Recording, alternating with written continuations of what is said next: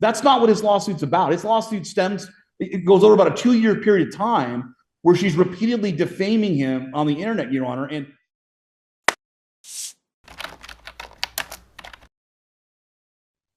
Page 2, case A 862-259, Shannon Ruth versus Nickolas Carter.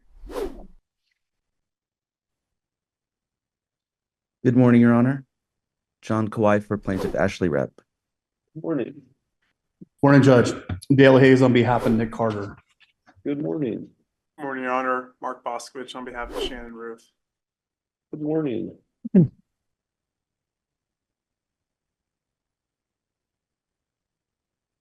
Okay, so you may have heard I do have a limited amount of time today,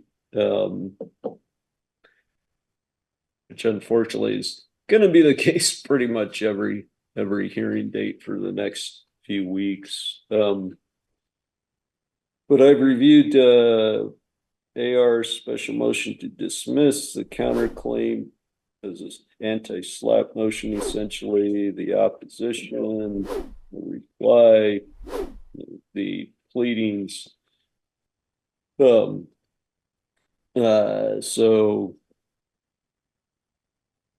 Some questions I'd like to hear about, which, may be in the briefs, and I did review them more than one time, but I may have missed things.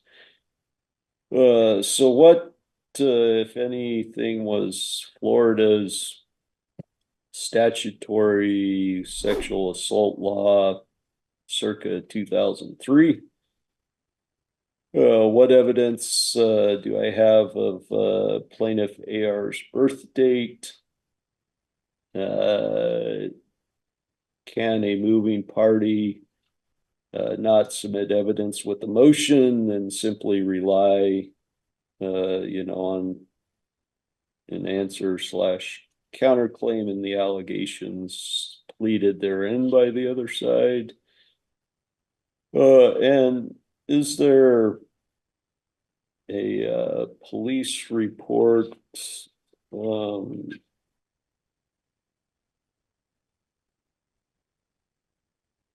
Let's see, because page 5 of the motion says AR reported in good faith in or about 2004, cites to Carter reply exhibit A, page 1 through 15. I wasn't sure what that citation was, so I don't know, is there a police report that's referencing, or what, if any evidence there is on that? I'm at least inclined to grant in part, if not in whole, the motion. But you've each got 10 minutes of time in total. So, Mr. Kawai, go ahead.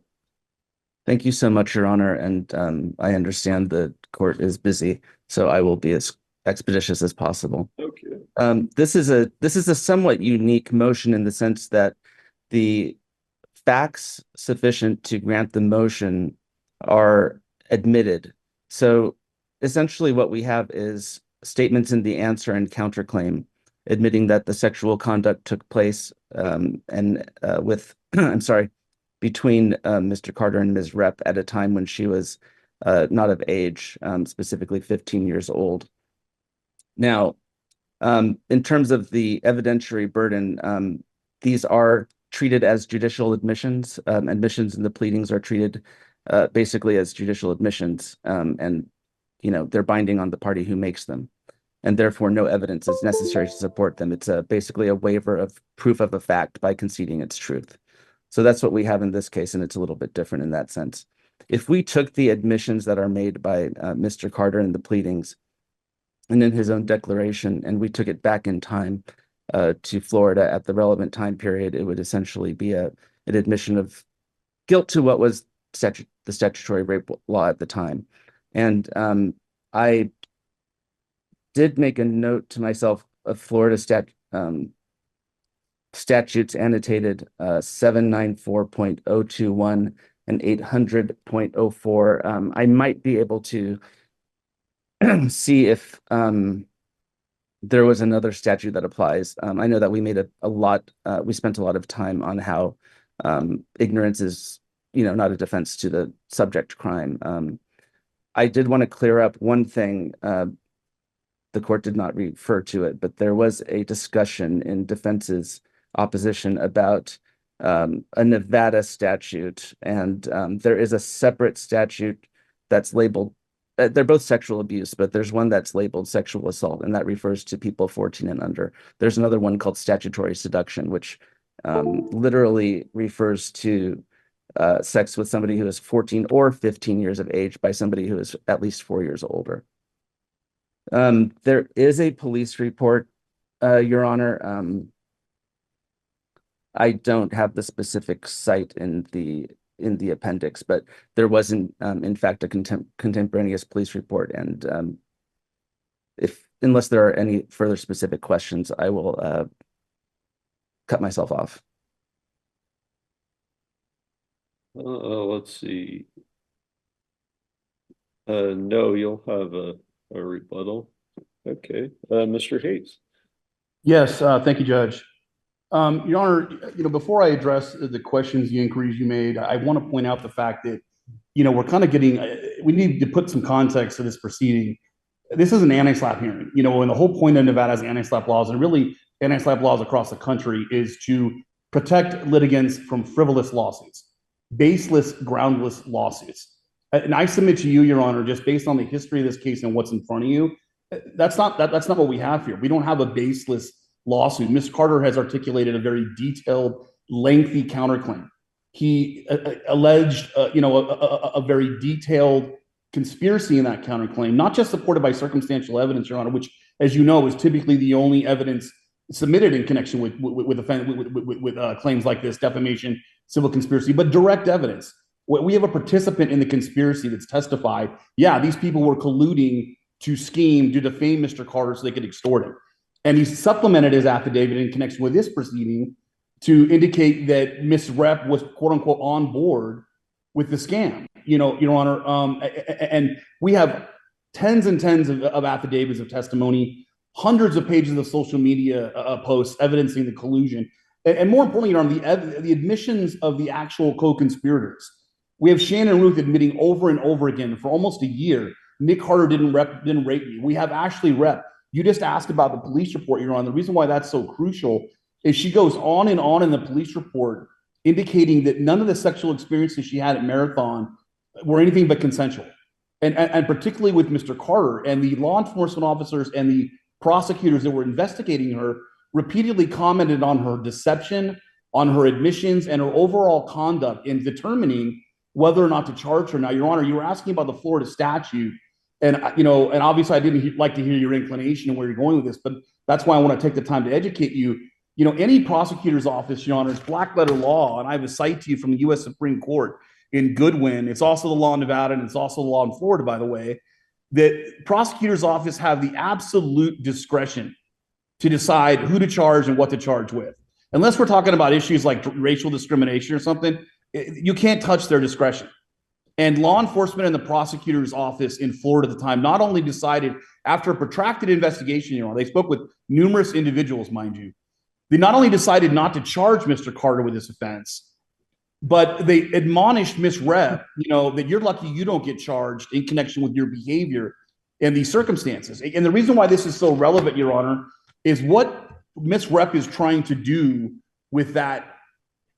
Really, in my mind, Your Honor, call it a failed investigation because it didn't result in any charges, indictments. It certainly didn't result in any adjudications or convictions.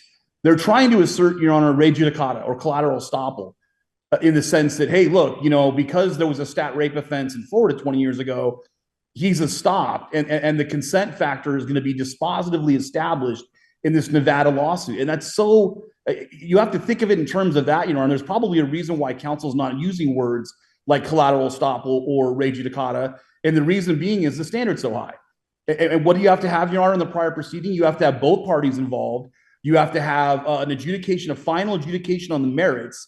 I mean, for him to say this happened in Florida and now he's barred from asserting some kind of consent in Nevada is absolutely absurd. It flies in the face of the facts, Judge, and there's no law that supports him. That's why he didn't cite to any law. And I invite you to ask him that on rebuttal, because I'm not going to have a chance to respond to him. There's no case law that supports the notion that a civil party will be barred from asserting somebody's mental capacity because of a criminal statute 20 years ago that the civil litigant happened to have been investigated under, not charged under, not adjudicated under, Your Honor, but simply investigated under. No, so yeah, I mean, that's not their argument. So I'm in essence, it is so, Judge. They're trying to say they're trying to use the Florida statute to resolve the consent issue, Your Honor. And if you don't like the collateral estoppel res judicata analogy, Your Honor, I cited the Honia case from Nevada. This is a Nevada Supreme Court case. It's exactly on point. In the Honia case, a defendant was charged with sexually assaulting a young girl from the time she was 11 till the time she was 15. Rather than charging the young girl under the rape statute, the prosecutor decided to charge her under the standard rape statute. Well, the standard rape statute in Nevada allows 15-year-olds to consent, Your Honor, whereas the stat rape statute does not.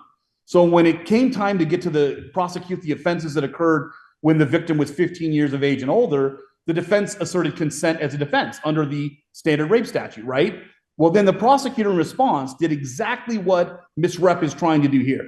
Tell me how Nevada law would apply to a determination to the alleged facts that happened, 2 decades ago in Florida. It's just more relevant, Your Honor. You're absolutely right, but you got to understand something. You just hit the nail on the head. Nothing was adjudicated in Florida. In fact, the result of that investigation was in favor of Mr. Carter. Not only did they decide not to charge him, Your Honor, they admonished Ms. Rep. They got into her deceit. They got into the fact that she admitted. Didn't you and your opposition say, hey, we aren't even pursuing claims under the police report? We're pursuing claims really based on whether you call them tweets or social media posts that plaintiff AR made. Well, sure, Judge, but this is an anti-SLAPP proceeding, right? So we're talking about communications. She's alleging truth. We're saying defamation, and she's saying, okay, no, it's true because you admitted to having stat rape, to committing stat rape. And no, we didn't. Mr. Carter admitting to having consensual sex with a woman he reasonably believed to be 18 years of age. And Your Honor, you actually made another good point when you opened up and you asked about any evidence of her age. There's absolutely, all we know is that she lied about her age as far as the evidentiary record goes. There's no evidence. She didn't even submit a declaration saying how old she was in Florida, Your Honor. And that's dispositive of the issue. She can't come into you in an anti-SLAPP proceeding where her very burden is preponderance of the evidence, which, Your Honor, by implication involves a weighing of the evidence. The statute specifically talks about her producing evidence. And instead, she sits back and wants to rely on pleadings, which is essentially legal arguments, Your Honor, from my client, and twist his quote-unquote admissions to mean something they don't mean. And there was never a proceeding in Florida, Your Honor, that they can hang their hat on and say this has already been established. It not only was it not established, again, that investigation concluded in a fashion that weighed in favor of Mr. Carter, Your Honor. And I think that's crucial here and dispositive of these issues. I mean, if you do nothing else, Your Honor, please take this under advisement and read the police report. I mean, it's riddled. This woman acknowledged everything she. One question I had is, there's more than one police report. And so, for example, you're talking about police report. I'm not sure which one you're referring to. I know you attached at least one, if not more than one. Like I said, the motion talks about, one from 2004. I didn't see that one. There's only one, Your Honor, governing Miss Rep, at least to our knowledge, and it's a Marathon Florida report. It is an exhibit to my appendix. I'm trying to find it really quick for you. I can certainly contact your department after the calendar if I can't find it skimming through it. But Your Honor, again, I can't emphasize enough, especially because it seems like you're not familiar with that specific report. The investigators, ultimately concluded their investigation erring on the side of Mr. Carter, and that just goes by the wayside with Miss Rep in these proceedings. She just continues and comes in ad nauseum. Her mantra is he admitted to rape. He admitted to rape. He admitted to rape. That's complete falsehood, Your Honor. And getting back to, I don't, does Your Honor want to hear anything else about the police report, Judge? The law is clear with respect to her not submitting any evidence, that she's not allowed to do that. The only circumstances in which she'd be not allowed to do that, Your Honor, would be in a scenario where there wasn't contradicting evidence in the record. And the case law that I cited to counsel, misunderstands it and argues that I argue he has to submit a declaration. I didn't say he had to submit a declaration. What I was saying to him was the case law is clear that when there's contradictory evidence in the record, which in this case you have, Judge, you have this litigant's admissions, sworn admissions, that she was not sexually assaulted. You have the friends of hers who testified they were communicating with her while she was in Marathon, and that she was excitedly and willingly and voluntarily engaging in sexual acts and was seeking Mr. Carter out to do this, and that they do not believe she was sexually assaulted in the slightest. You have testimony from recipient witnesses, Your Honor, that were in Marathon, that talked about her showing up and showing an ID, that she was 18 years of age, that talked about the fact that the entire time she was there, she expressed nothing but joy and excitement to be there, and expressed no signs of being distressed, Your Honor. Just all of the evidence that's been submitted in this case, Your Honor, it clearly points to this woman not being assaulted, including her own admissions, Judge. And for Ms. Rep to come to this proceeding where she has the threshold burden, if she doesn't satisfy her burden, Your Honor, we don't even get to the Florida arguments. We don't even get to the actual malice issues. We don't get to the consent issue because the statute's clear. If she doesn't satisfy her burden, the inquiry ends and the hearing's over. And that's what should happen here. Not only does she not cite any evidence or bring any evidence into play, Your Honor, she fails to even identify and address the communications that are at issue in Mr. Carter's counterclaim.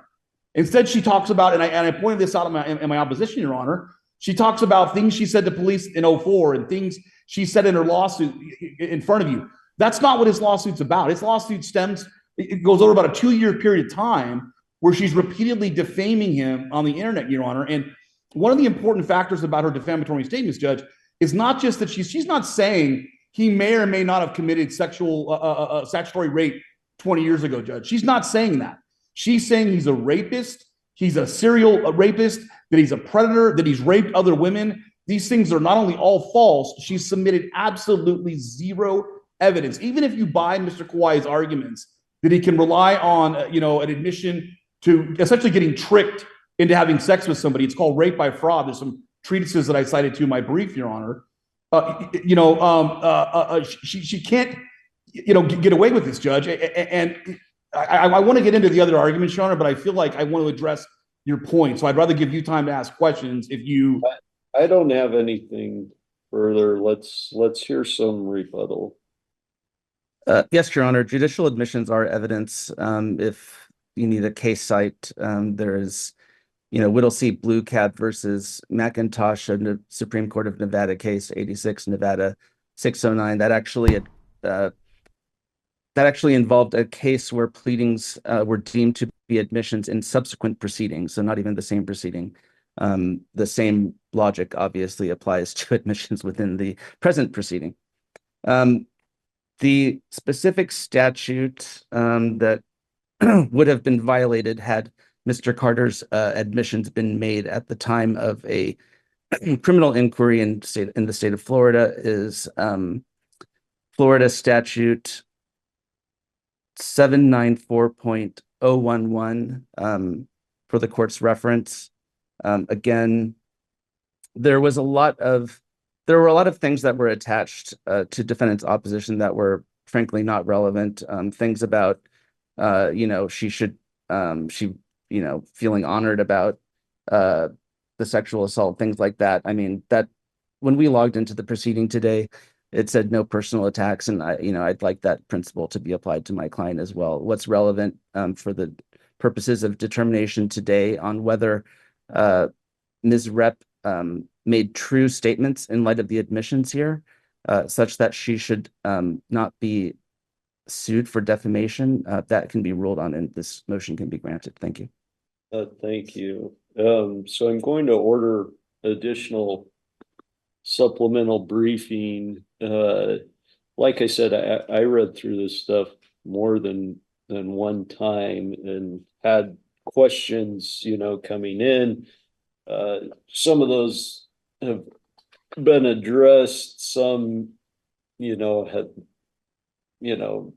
not necessarily been addressed. And so we're gonna do, and, in part, I feel for the attorneys, because I'm gonna have you all do more briefing, but I want to get this right. And the motion itself fairly bare bones. And so, it's not really appropriate to file a bare bones motion and then put everything in a reply or bring new stuff up even at the hearing. So I'll tell you the issues that I would like to hear about or be addressed in the supplemental briefing. I'm not going to limit either side to these issues, but hopefully you're smart attorneys, you'll know that you should probably focus on what I'd like to hear. So I need Florida law circa 2003 in terms of, whether it's, and I'm just kind of paraphrasing because this is why I need it. I don't know the exact terms. And so Florida law circa 2003 that in particular AR claims, was in place that would support her characterization of, truth is an absolute defense. Clearly, to be clear, truth is an absolute defense to defamation. But I need Florida law that was in place at that time that would support, hey, because she was underage, even consensual sex would be, sexual assault or statutory seduction or statutory rape or, again, I'm struggling because I don't have the statutes in front of me. So there's that. I need a copy. Again, I asked, I didn't see in my review and still was not specifically pointed out to me. A copy of this 2003, 2004 police report referenced in the motion. Maybe I have it, but I specifically asked somebody to point it out to me. Nobody did that. I need law, an argument on whether statements in a pleading such as a counterclaim here are judicial admissions. And specifically, I need exact citation in the counterclaim that plaintiff AR is relying on as a judicial admission.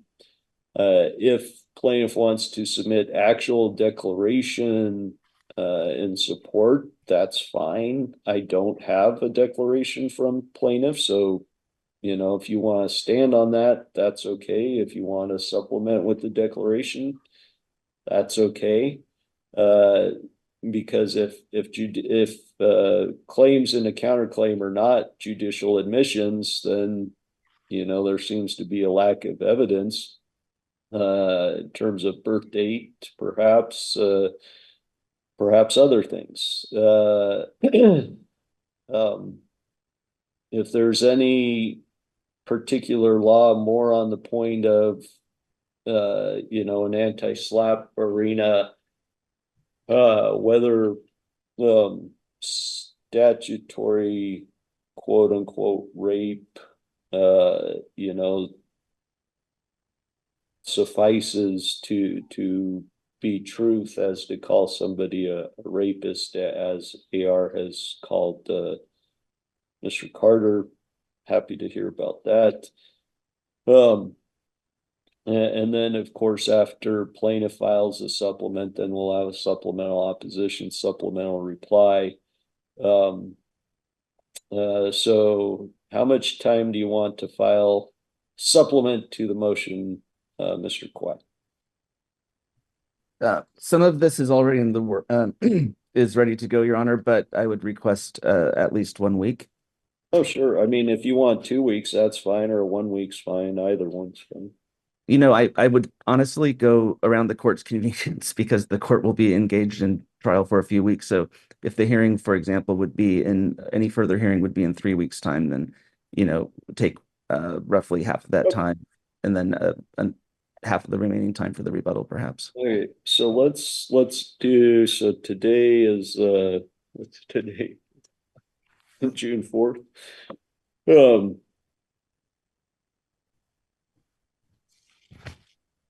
Yeah, so why don't you do your supplement on June 14? So that's Friday, that's a week and a half. Mr. Hayes, how much time do you want for a supplemental opposition? Judge, I'd like to have 2 weeks if it's possible. Yeah, that's what I was thinking. So 2 weeks, that would be June 28. Mr. Kawhi, how much time do you want for a supplemental reply? See, this will be at the end of June. Just a week should be fine, Your Honor. Okay, that would be July 5th. Does that work okay for you? If I can look at the holiday calendar. Yeah, that's what I'm asking. Make sure you're If we could make it July 8th, Your Honor. yeah, that's fine. So July 8th supplemental reply.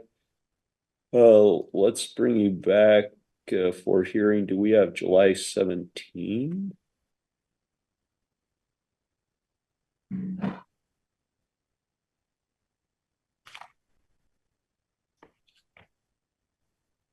Oh, I'm sorry. Jeez, I'm still going back. So July 18th. July 18th at 9 a.m. Your Honor, just by way of how you've been asking for the site to the Marathon Police Report throughout the hearing, it's in our appendix, date stamped 54 through 68. So I couldn't, my brief's rather lengthy, so it's difficult to. You got it? Yeah, thank you very much. No problem. But, yeah, what, do you have an exhibit number? Because we did an appendix, I don't have the index in front of me, Your Honor. I just know. Number of exhibit, it's exhibit 10. Okay, thank you. Oh, man. Okay, so maybe, okay, yeah, it's there. Okay, so I have that. I apologize. I missed that. I think what threw me off is I saw 2020, but that was just a printed on date. Okay. So I do have that, so that's good. All right, I'll see you back in a month and a half. Thanks, Judge. Thank you, Your Honor. Thanks, everybody. Thanks, Sean.